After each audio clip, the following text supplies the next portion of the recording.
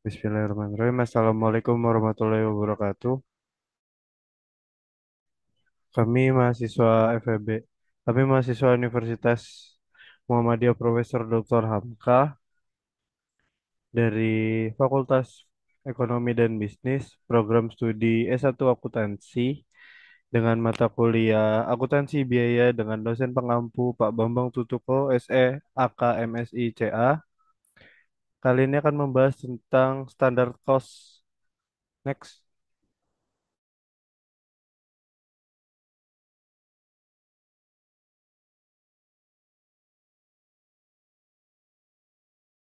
Definition of standard cost is a predetermined cost, which is the amount of cost that should be incurred to make one unit product or to finance a certain activity under certain economic condition, efficiency, and other factors. Jadi biaya standar itu biaya yang ditentukan di muka yang merupakan jumlah biaya yang seharusnya dikeluarkan untuk membuat satu satuan produk atau biaya untuk membiayai kegiatan tertentu di bawah kondisi ekonomi, efisiensi, dan faktor-faktor lain. Kata-kata biaya yang seharusnya dikeluarkan mengandung arti bahwa biaya yang ditentukan di muka merupakan pedoman di dalam pengeluaran biaya yang sesungguhnya. The next is benefits of standard cost system in cost management. One is to provide guidance to management on how much it should cost to carry out certain activities. Two, present an analysis of the deviation of actual cost from standard cost, enabling management to carry out their management with the exception principle. Next.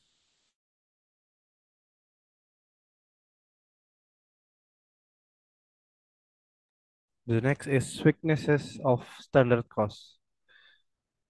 The degree of strictness or looseness of standard cannot be calculated precisely.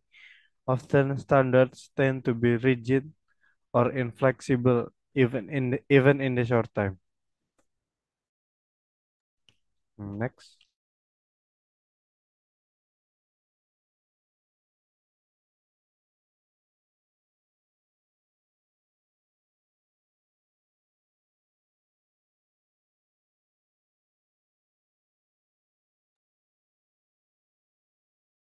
Next is Responsibility Center. Responsibility Center is an organizational unit within a company led by a responsible manager. In general, the activities of Responsibility Center within a company are to process input into output. Based on input and output, responsibility centers are broadly divided to four types. The first one is expense center. Expense center is a responsibility center whose manager's performance is measured based on his input. The second is income center. Income center is a responsibility center whose manager's performance is measured based on output. Next is profit center. The profit center is a responsibility center whose manager's performance is measured based on output and input or profit. The last one is investment center. Investment center is a responsibility center whose managers perform is measured based on the comparison between the profit earned and the investment in the responsibility center. Next. Yang selanjutnya adalah prosedur penentuan biaya standar atau standar costing procedure. Yang pertama itu ada biaya bahan baku standar. Biaya bahan baku standar itu ada dua. Yang pertama itu ada kuantitas standar dan yang kedua itu ada harga standar.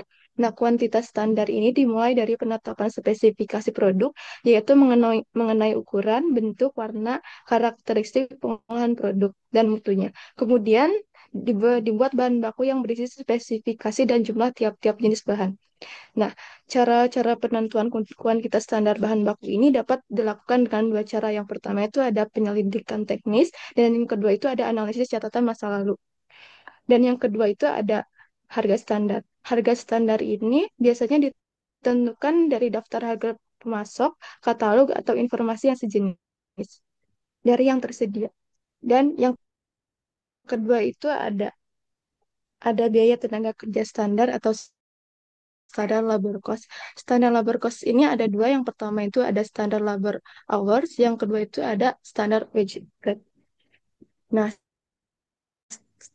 standar labor hour atau jam tenaga kerja standar itu syarat mutlaknya.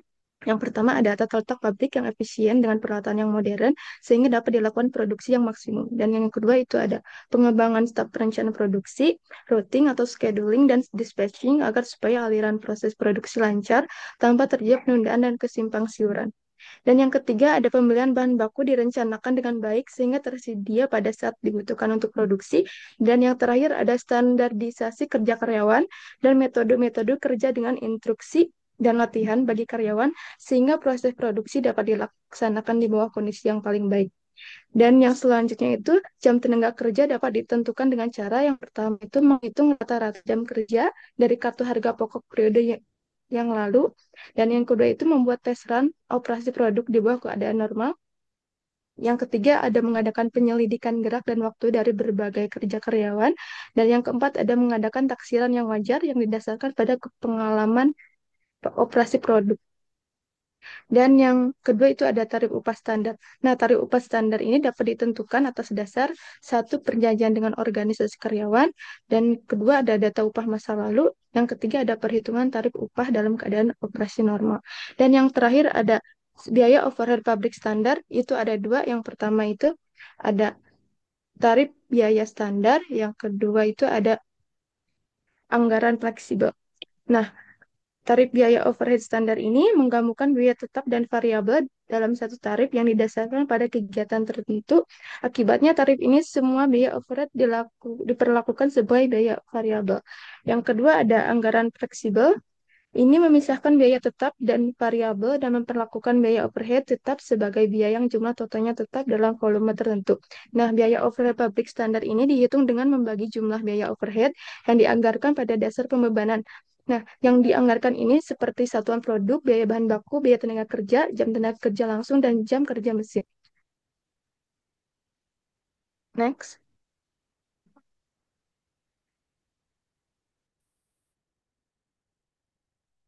Standard types.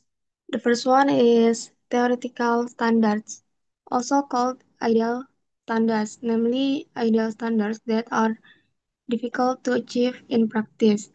The assumption underlying this theoretical standard is that standard is the most efficient level that can be achieved by implementers.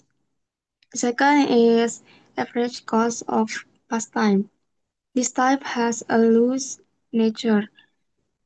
The average cost of the pastime can contain inefficient costs, which should not be included in the standard cost elements.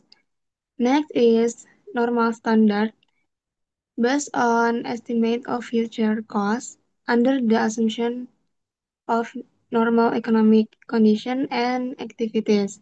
And the last one is attainable high performance. This type of standard is widely used and the best creation for assessing implementation. The standard is based on the base level of implementation that can be achieved by taking into account the inefficiencies of activities that cannot be avoided. Next. Yang selanjutnya ada analysis of deviation of actual cost from standard cost atau analisis penyimpangan biaya sesungguhnya dari biaya standar. Nah, biaya sesungguhnya ini pasti ada penyimpangan dari biaya standar yang disebut dengan selisih. Nah, selisih ini akan dilakukan analisis. Yang pertama itu analisis selisih bahan baku dan biaya tenaga kerja langsung yang memiliki tiga metode. Yang kedua itu menganalisis biaya overhead. Nah, cara menganalisis selisih biaya bahan baku dan biaya tenaga kerja langsung itu ada tiga. Yang pertama itu ada model satu selisih, rumusnya itu harga standar dikali kuantitas standar dikurangi harga sesungguhnya dikali kuantitas sesungguhnya. Dan yang kedua itu ada model dua selisih atau the two-way model. Mo- Rumusnya itu ada harga standar dikurangi harga sesungguhnya dikali kuantitas sesungguhnya. Dan yang kedua itu ada rumus untuk perhitungan selisih kuantitas. Rumusnya itu kuantitas standar dikurangi kuantitas sesungguhnya. Yang terakhir itu ada model tiga selisih. Next. Nah, rumusnya itu harga standar dikurangi harga sesungguhnya dikali kuantitas sesungguhnya. Ini adalah rumus untuk perhitungan selisih harga. Yang kedua itu ada kuantitas standar dikurangi kuantitas sesungguhnya dikali harga standar. Ini rumus untuk perhitungan selisih kuantitas. Yang terakhir itu ada harga standar dikurangi harga sesungguhnya dikali kuantitas standar dikurangi kuantitas sesungguhnya. Rumus perhitungan ini adalah selisih gabungan antara selisih harga dan kuantitas. Next. Dan yang selanjutnya itu ada analisis selisih biaya overhead pabrik. Nah, selisih biaya overhead pabrik ini memiliki 4 model analisis. Yang pertama itu ada model satu selisih atau the one way model.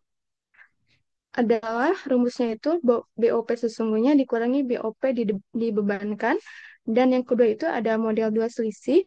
Model dua selisih ini dipecah menjadi dua macam. Yang pertama itu BOP sesungguhnya dikurangi BOP yang dianggarkan pada kapasitas standar.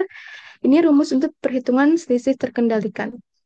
Dan yang kedua itu ada rumus untuk perhitungan selisih volume. Rumusnya itu BOP dianggarkan pada kapasitas standar dikurangi BOP dibebankan. Next. Dan yang selanjutnya itu ada model tiga selisih. Model tiga selisih ini dipecah menjadi tiga macam. Yang pertama itu menghitung selisih pengeluaran, yang kedua menghitung selisih efisiensi, dan yang ketiga menghitung selisih kapasitas. Untuk menghitung selisih pengeluaran ini rumusnya itu BOP sesungguhnya dikurangi BOP dianggarkan pada kapasitas aktual. Untuk menghitung selisih efisiensi, rumusnya BOP dianggarkan pada kapasitas aktual dikurangi BOP dianggarkan pada kapasitas standar. Dan yang terakhir, untuk menghitung selisih kapasitas, rumusnya itu BOP dianggarkan pada kapasitas standar dikurangi BOP dibebankan. Dan yang terakhir, ada model 4 selisih. Model 4 selisih ini dipecah menjadi dua. Yang pertama itu selisih efisiensi variabel, dan yang kedua selisih efisiensi tetap. Untuk menghitung selisih efisiensi variabel, rumusnya itu BOP variabel dianggarkan pada kapasitas aktual dikurangi BOP variabel dianggarkan pada kapasitas standar. Dan yang terakhir untuk menghitung selisih efisiensi tetap, rumusnya itu BOP tetap dianggarkan pada kapasitas aktual dikurangi BOP tetap dianggarkan pada kapasitas standar.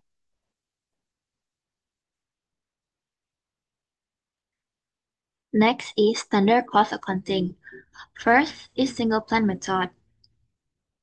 Recording of raw material costs. First, price variance recorded at the time of raw material purchase. Jadi untuk pencatatannya itu uh, hutang dagang kita letakkan di kredit dan persediaan bahan baku di debit. Hutang dagang itu dihitung dari kuantitas sesungguhnya bahan baku yang dibeli dikali dengan harga sesungguhnya. Sedangkan persediaan bahan baku itu dari kuantitas sesungguhnya bahan baku dikali dengan harga standar. Saat bahan bakunya dipakai, pencatatannya itu barang dalam proses dan persediaan bahan baku sama dengan kuantitas standar yang seharusnya dipakai dikali dengan harga standar. Nah, untuk pencatatan selisihnya itu, selisih harga pembelian bahan baku sama dengan harga standar dikurang harga sesungguhnya dikali kuantitas sesungguhnya yang dipakai. Untuk mencatat selisih pemakaian bahan baku, itu kuantitas standar dikurang kuantitas sesungguhnya dikali dengan harga standar. The second is price variance recorded at the time of raw material usage. Nah, untuk pencatatan yang ini, saat bahan baku dibeli, utang dagang dan persediaan bahan baku itu dihitung berdasarkan kuantitas sesungguhnya bahan baku yang dibeli dikali dengan harga sesungguhnya. Untuk pencatatannya, utang dagang ada di kredit dan persediaan bahan baku ada di debit. Saat bahan baku dipakai, barang dalam proses itu dihitung berdasarkan kuantitas standar bahan baku yang dibeli dikali dengan harga standar. Dan persediaan bahan baku dihitung dari kuantitas sesungguhnya bahan baku yang dibeli dikali harga sesungguhnya. Untuk perhitungan selisih harga pembelian bahan baku, harga standar dikurang harga sesungguhnya dikali kuantitas sesungguhnya yang dipakai. Untuk menghitung selisih pemakaian bahan baku, kuantitas standar dikurang kuantitas sesungguhnya dikali dengan harga standar. Third is price variance recorded at the time of both purchase and usage. Nah, jadi untuk yang ketiga ini itu adalah gabungan atau kombinasi dari metode yang pertama dan yang kedua. Pencatatannya yaitu utang dagang dihitung dari kuantitas sesungguhnya bahan baku yang dibeli dikali dengan harga sesungguhnya. Persediaan bahan baku dari kuantitas sesungguhnya bahan baku yang dibeli dikali dengan harga standar. Barang dalam proses yaitu kuantitas standar bahan baku yang dibeli dikali dengan harga standar. Untuk menghitung selisih harga pembelian bahan baku, yaitu dari harga standar dikurang harga sesungguhnya dikali kuantitas sesungguhnya yang dipakai. Untuk menghitung selisih pemakaian bahan baku, itu dari kuantitas standar dikurang kuantitas sesungguhnya dikali harga standar. Yang terakhir yaitu selisih harga bahan baku yang di pemakaian, yaitu dari kuantitas standar dikurang kuantitas sesungguhnya dikali dengan harga standar. Next is recording of direct labor cost. Untuk pencatatan ini melalui 3 tahap. First, recording direct wage payable. Second, recording direct wage distribution. And last is recording direct wage payment.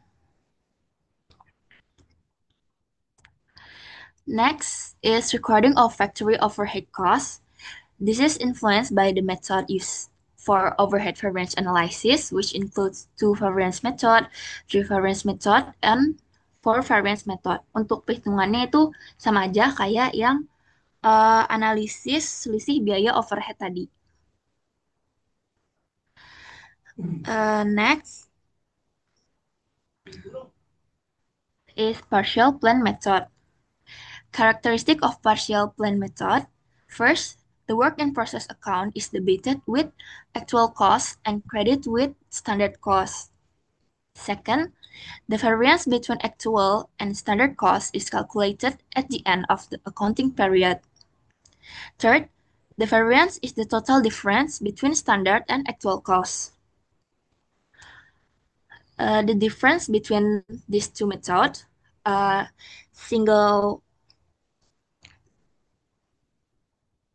plan and partial plan, lies in the timing of presenting information to management regarding deviation between standard and actual costs. Next,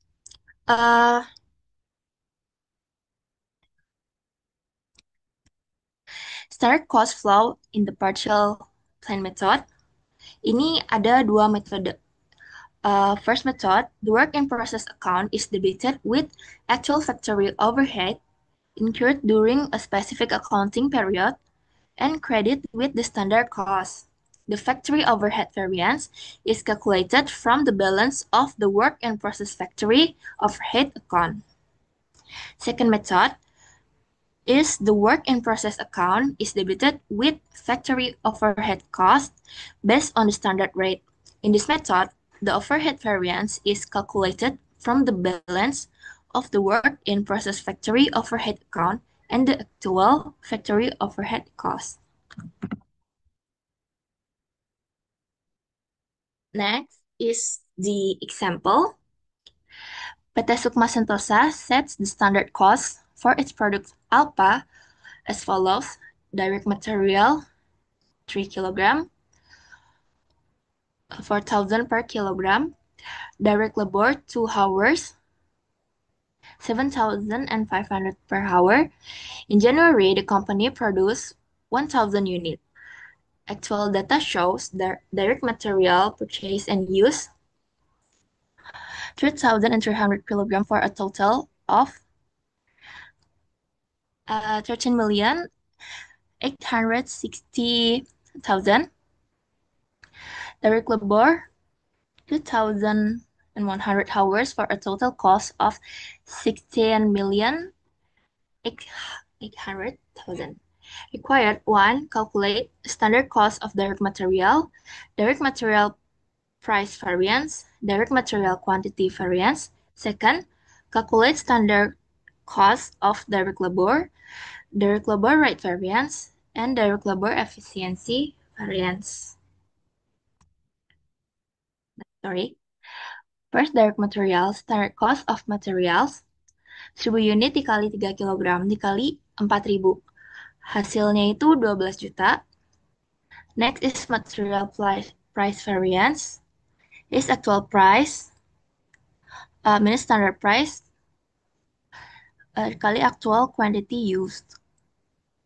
Jadi 13.860.000 dibagi 3.300 dikurang dengan 4.000 dikali 3.300.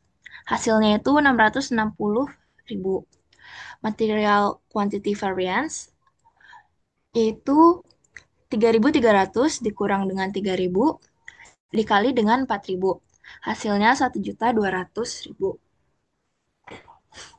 Second is direct labor. Standard cost of labor itu 1000 unit dikali 2 jam dikali 7.500, hasilnya 15 juta. Next is labor rate variance. Itu 16.800.000 dibagi 2.100 dikurang 7.500 dikali 2.100.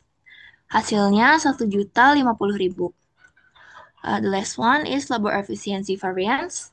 Itu 2.100 dikurang 2.000 dikali 7.500. Hasilnya 750.000. So, I think that's a presentation from our team. Thank you for your attention. Wassalamualaikum warahmatullahi wabarakatuh.